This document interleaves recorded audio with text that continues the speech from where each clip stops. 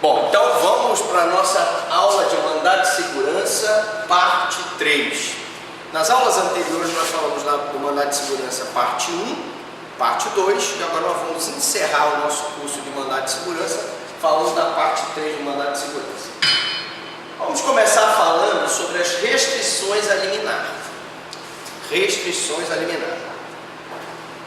Então aqui você já sabe tudo que você queria saber do mandado de segurança e nunca teve coragem de perguntar. Bom, restrições a liminar diz o seguinte: não será concedida medida liminar que tenha por objeto a compensação de créditos tributários.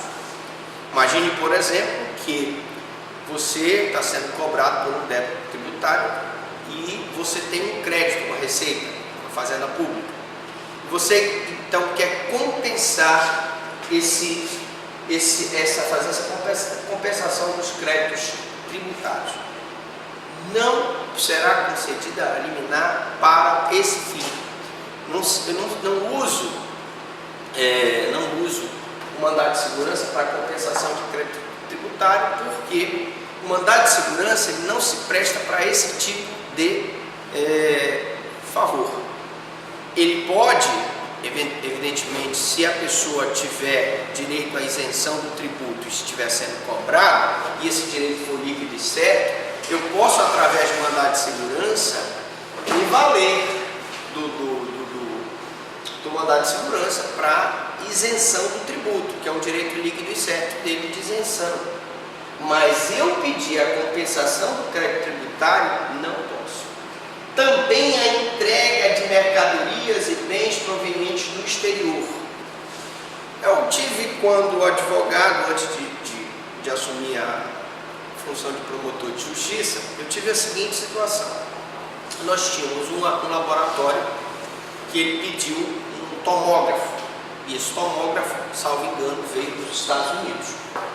E quando chegou o tomógrafo na Receita Federal, houve um probleminha, porque a Receita fez a apreensão do tomógrafo, tá certo? E não devolvia, não entregava o tomógrafo para o laboratório por conta da questão do pagamento dos impostos, né?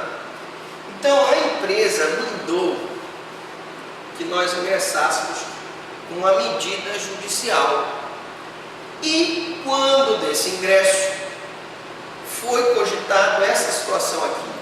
Eu não posso me valer de uma medida liminar em mandado de segurança para entrega de mercadorias e bens provenientes do exterior. A Receita Federal não pode reter um bem a pretexto do pagamento do imposto. O Detran não pode reter o teu carro ou não liberar o DUT ou não liberar a transferência do teu carro a pretexto de que você não pagou multa. Mas preste atenção, o mandado de segurança ele não é meio hábil para entrega de mercadorias e bens provenientes do exterior. Então, ou você utiliza uma medida cautelar inominada, ou você utiliza na ação ordinária uma liminar, uma ação ordinária que vai te dar vai providenciar a entrega da mercadoria, vai te dar essa satisfação jurídica. Porque uma das restrições a liminar no mandado de segurança é a entrega de mercadorias e bens provenientes do exterior. Professor, Oi. eu tinha um caso de uma amiga da minha mãe, quando ela estava me contando que os filhos dela eles estavam no colégio particular. Sim. E ela acabou ficando inadimplente, né? Sim. As parcelas do colégio. Sim. E aí ela queria transferir eles para um outro colégio. Só E que eles estavam retiveram. eles não estavam querendo dar a declaração de que eles tinham concluído aquela determinada série. Sim, Nesse entendi. caso, seria cabível um mandado de segurança para que a escola fornecesse esse documento? Seria cabível, mas não mandar de segurança. Mesmo sem o adimplemento das parcelas ainda? Bom, se eu tivesse uma escola municipal ou estadual da União que retivesse o documento, eu posso ter o diretor da escola como autoridade coatora no sentido de reter esse documento. Então caberia um mandado de segurança. Inclusive nos modelos que eu dei para vocês de ações, salvo engano, tem um nesse sentido. Lógico que a escola não pode, a pretexto de que ela seja inadimplente, reter o documento como forma de pressão para o pagamento. Mas eu tenho outras formas de conseguir.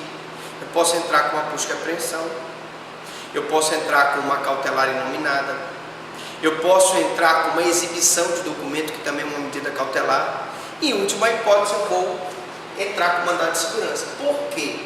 Porque aí eu tenho o direito líquido e certo daquela pessoa que passou naquela série de ter liberado a transferência para que ela possa estudar em outra escola. Se a escola não recebeu os vencimentos, que providencia a cobrança, porque não é certo nós utilizarmos esse mecanismo para coagir o aluno a não receber o seu diploma e, consequentemente, prender a possibilidade dele. Mesma coisa em relação a concessionária de energia elétrica. Já existe entendimento que se a pessoa é inadimplente de energia elétrica, a concessionária não pode cortar a luz como forma de pressionar a pessoa a pagar. E isso, infelizmente, acontece. Reclassificação ou equiparação de servidores públicos e a concessão de aumento ou extensão de vantagem ao pagamento de qualquer natureza. Primeiro vou falar da reclassificação. Veja bem, liminar em reclassificação não é que você não possa entrar com mandado de segurança e pleitear uma reclassificação. Você pode. Se é o teu direito líquido e certo pedir a reclassificação, por exemplo, você é um funcionário classe A, pelo tempo passou a ser classe B, com isso você tem uma reclassificação e aumento da tua remuneração. O mandado de segurança se presta para a reclassificação, se ela for um direito líquido e certo. O que eu não posso é pedir a liminar na reclassificação. Ou seja, eu não posso reclassificar ele numa decisão liminar, porque vamos supor que ele perca no mérito. E aí eu teria que desclassificá-lo novamente, voltar ele para a classe A, já tendo ele ascendido para a classe B. Portanto, eu não vou poder, não é que eu não possa pedir no mandado de segurança a reclassificação, eu posso conceder, existe uma restrição a liminar na reclassificação ou equiparação de servidores. Também concessão de aumento ou extensão de vantagens em pagamento de qualquer natureza. Nós estamos vendo agora a greve aí do pessoal da Polícia Militar, não é isso? Se não me engano, é militar. E nós não somos contra a greve, nós somos contra a manifestação. Nós somos contra a questão de se bloquear uma via e prejudicando toda a cidade. Agora, no mandado de segurança, eu posso pedir a concessão de aumento ou extensão de vantagens ou pagamento. Só que eu não posso dar uma liminar nesse sentido. Só vou então efetuar a extensão de vantagem, a concessão de aumento, pagamento, quando eu já tiver uma decisão de mérito e não houver mais nenhuma forma dessa decisão ser revertida. Por quê? Porque se eu der uma liminar pedindo para que seja pago o funcionário, ou concedendo um aumento ao funcionário, o Estado paga agora, o município paga agora, a União paga agora, e depois, se no mérito eles perderem, fica realmente complicado. Então, vamos ter cuidado com essas hipóteses de restrição a liminar. Suspensão da liminar da sentença. Para evitar grave lesão à ordem, à saúde, à segurança e à economia pública, o presidente do tribunal pode suspender em decisão fundamentada a execução liminar da sentença.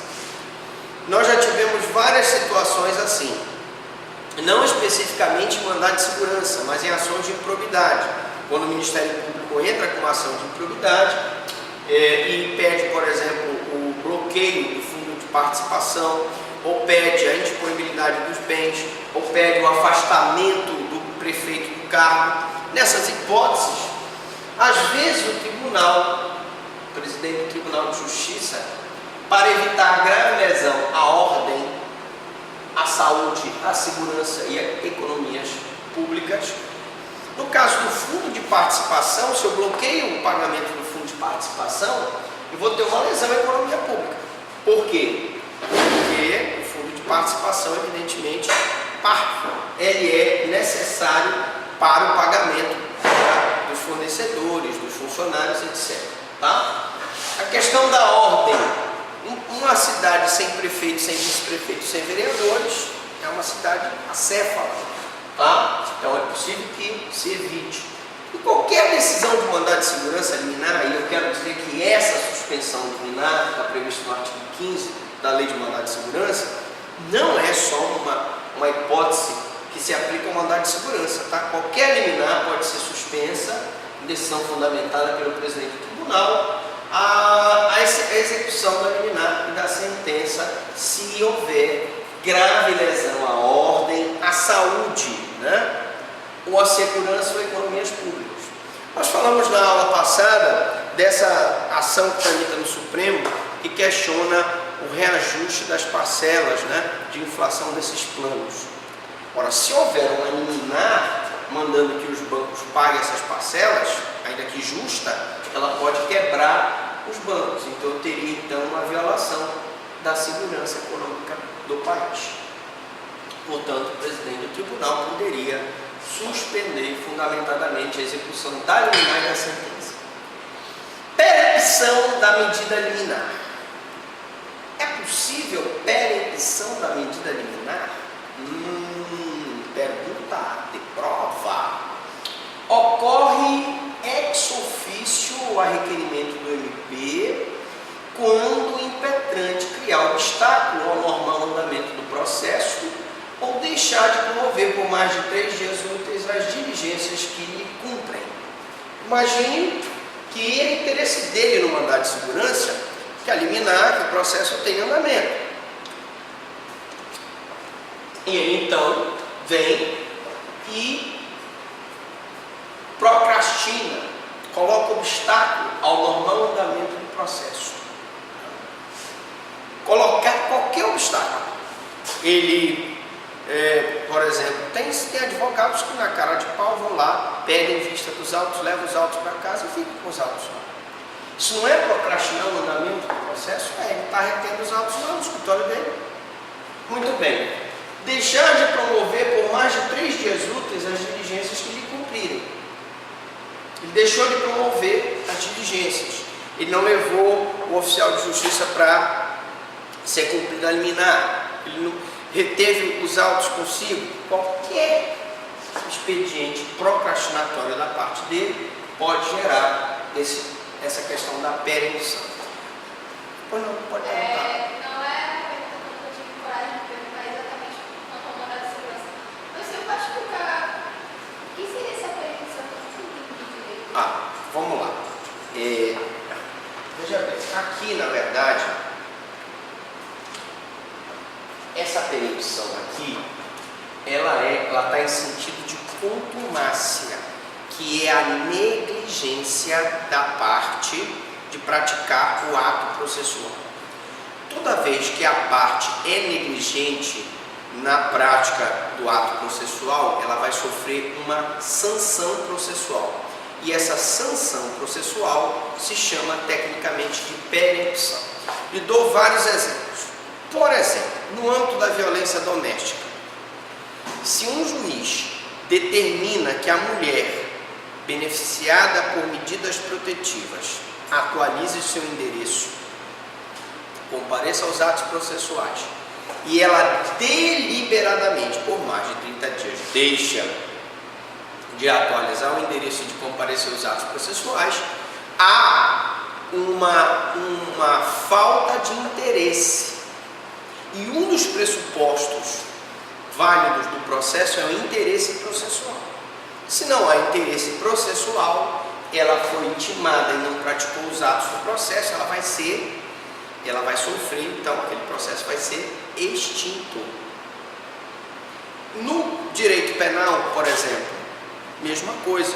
A parte, ela tem 30 dias para praticar o ato processual. Por exemplo, um querelante move uma ação, uma queixa de calúnia contra uma pessoa.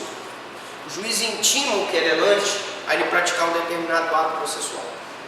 Ele não pratica no prazo de 30 dias. Ele foi intimado.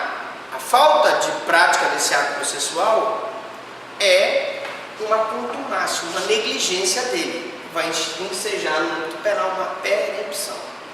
Aqui, a perempção do mandado de segurança também é uma contumácia, uma negligência. Por quê? Vai ser punido, vai haver a perempção da medida liminar, daquela liminar que estava valendo, se o impetrante do mandado de segurança, primeiro, criar obstáculo no normal andamento do processo. Por exemplo, retém os autos consigo, pede vistas e retém os autos. Ou deixa de promover no prazo de 3 dias úteis as diligências que lhe cumprirem. Por exemplo, se foi uma liminar para a reintegração do carro, pega ao oficial de justiça ir lá na autoridade coatora e pedir para a autoridade coatora tomar as providências. Mas ele não toma. E aí eu vou ter uma perempção da medida liminar. Deu para entender? Beleza? Pronto. Ordem legal. Concedido um mandado de segurança, o writ, não se esqueçam que a pronúncia é writ, não é right. Está errado, right, é writ. O juiz transmitirá em ofício ou pelo correio, mediante aviso de recebimento, o inteiro teor da sentença à autoridade coatora. Então foi concedida a segurança, não estou falando mais eliminar, foi concedido o mérito do mandado de segurança, foi concedida a segurança. Ele pode transmitir em ofício, ou pelo correio, ou mediante aviso de recebimento, é o AR, né? O inteiro teor da sentença, a autoridade coatora, a pessoa jurídica interessada, ou a pessoa jurídica interessada. Então, por exemplo, você teve o caso da sua amiga que teve retido o documento do filho dela de transferência. Imagine que ela entrou com mandado de segurança.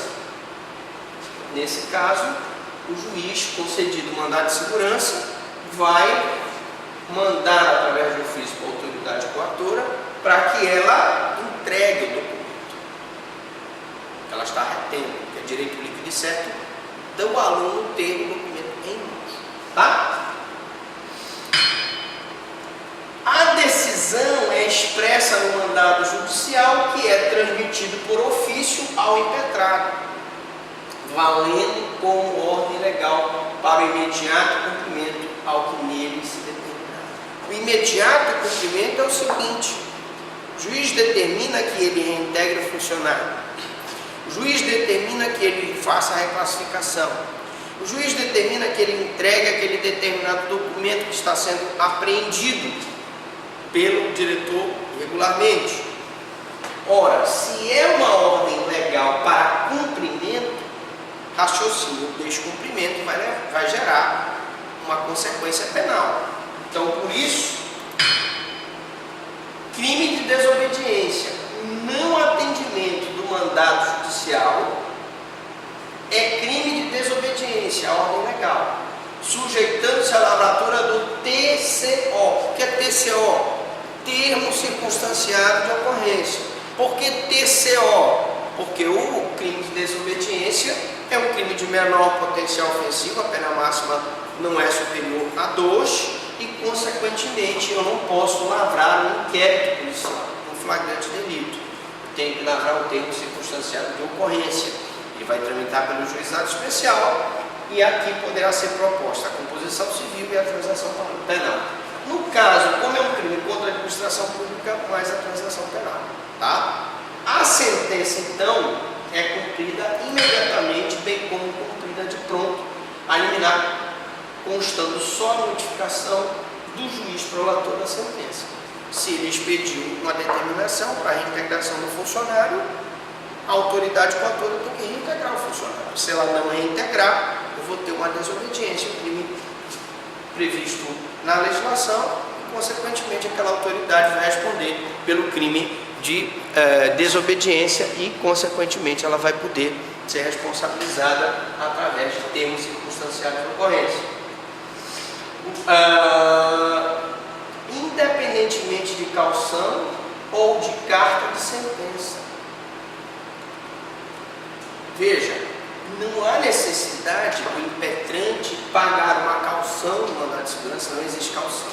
Ao contrário do que nós aprendemos nas cautelares, em que na cautelar de arresto e sequestro, e até existe uma caução mesmo, que é uma ação cautelar chamada de caução, que é uma garantia fidejussória, pagamento de uma fiança, para que a pessoa possa ficar com aquele bem.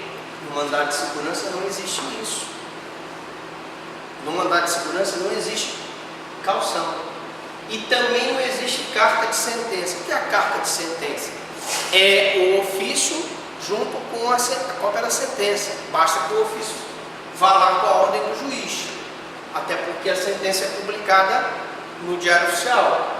Ainda que haja apelação, recurso extraordinário pendente. Por quê? Porque a apelação especificamente, embora ela tenha o efeito devolutivo e o efeito suspensivo, que eventualmente pode suspender uma liminar, ela só tem o condão de suspender uma ordem legal se o juiz da apelação der o efeito liminar. Reparem que não consta naquela relação que nós vimos quando nós falamos da aula de apelação, mandado de segurança com efeito suspensivo da apelação. Tá? Então ele pode ou não dar, dependendo da situação. Se ele der o efeito suspensivo, a apelação suspende o mandado de segurança, suspende a ordem legal de cumprimento. Se ele não der o efeito suspensivo, a ordem será cumprida independentemente de caução e carta de sentença. Quanto ao recurso extraordinário, nós também já vimos na aula de recurso extraordinário, tá? O que nós vimos? Que ele não tem efeito suspensivo. Recurso extraordinário, recurso especial, não tem efeito suspensivo. Se ele não tem efeito suspensivo, a interposição do recurso especial ou a interposição do recurso extraordinário não suspende a execução da ordem legal do mandado de segurança. Deu para entender? A apelação pode ter efeito suspensivo, mas o recurso especial e o recurso extraordinário não têm efeito suspensivo. Bom, o que é que nós poderíamos falar em relação ao duplo grau de jurisdição? Duplo grau de jurisdição. Concedida a segurança, a sentença estará sujeita obrigatoriamente ao duplo grau de jurisdição e estende-se à autoridade coatora o direito de recorrer. Senhores, vamos por parte. Primeiro, uma sentença de concessão da segurança está sujeita obrigatoriamente ao duplo grau de jurisdição. O que significa isso? Significa que o juiz de ofício tem que recorrer da sua própria decisão. Mas, professor Franklin, existe entendimento que o recurso de ofício não existe mais porque ele violaria a iniciativa das partes e violaria um outro princípio que é o ne proceda iudex ex officio, ou seja, o juiz não procede do ofício, o juiz é inerte. Mas no mandado de segurança ainda prevalece o entendimento de que a concessão da segurança, concedido, julgado procedente o mandado de segurança, o juiz tem que recorrer da sua própria decisão, independentemente da parte recorrer. Da decisão do mandado de segurança, nós vamos ver que cabe apelação. Então, o juiz vai recorrer obrigatoriamente e a parte vai recorrer com recurso de apelação. Serão dois recursos. São dois recursos. O juiz, ao conceder a segurança contra a União, contra o Estado, contra o município, obrigatoriamente ele encaminha a decisão dele para ser reapreciada pelo tribunal. E, paralelamente, o município, a União, o Estado podem recorrer através do recurso de apelação. Ou seja, a decisão dele está sujeita a um duplo grau de jurisdição obrigatória. Porque, gente, as decisões do mandado de segurança são decisões gravíssimas. Imagine, por exemplo, uma decisão sobre vencimentos de funcionários públicos.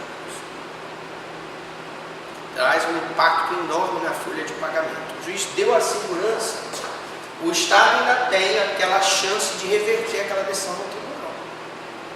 Então ele vai tentar reverter porque o aumento vai impactar na folha, ele vai perder, vamos dizer assim, o poder dele de fazer investimento, de fazer estradas, escolas, postos de saúde, etc. Publicação. Nas decisões proferidas em writ e nos respectivos recursos, quando não publicado em 30 dias da data do julgamento, o acórdão será substituído pelas respectivas notas taquigráficas, independentemente de revisão. Se, no prazo de 30 dias, devido ao rito célere do mandado de segurança, o rito sumário, ele não for publicado, pega as notas taquigráficas do julgamento, e eu estou falando, gente, do julgamento no Tribunal de Justiça, né?